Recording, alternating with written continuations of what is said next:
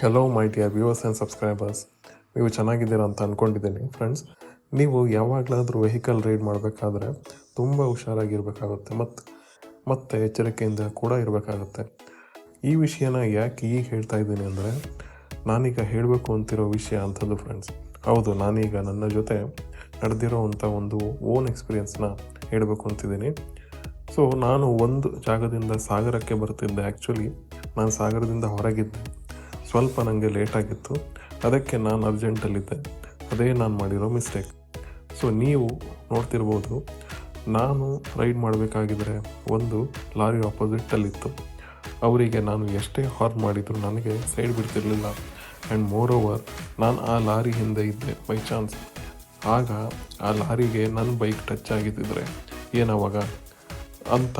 So ಆವಾಗ ನನಗೆ ಒಂದು ರಿಯಲೈಸ್ ಆಯಿತು, ಎಷ್ಟೇ ಅರ್ಜೆಂಟಲ್ಲಿದ್ದರೂ ನಾನು ಓವರ್ಟೇಕ್ ಮಾಡಬಾರ್ದಿತ್ತು.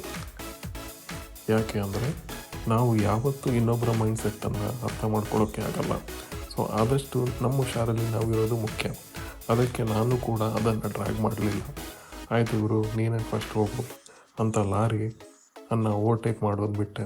ಸೊ ಮಾರಲ್ ಇಷ್ಟೇ ಫ್ರೆಂಡ್ಸ್, ಎಷ್ಟೇ ಲೇಟಾದರೂ ಎಷ್ಟೇ ಅರ್ಜೆಂಟಲ್ಲಿದ್ದರೂ ನಮ್ಮ ಸೇಫಲ್ಲಿ ನಾವಿರಬೇಕು. ಎಸ್ಪೆಷಲಿ ನಾವು ಗಾಡಿ ಓಡಿಸ್ಬೇಕಾದ್ರೆ.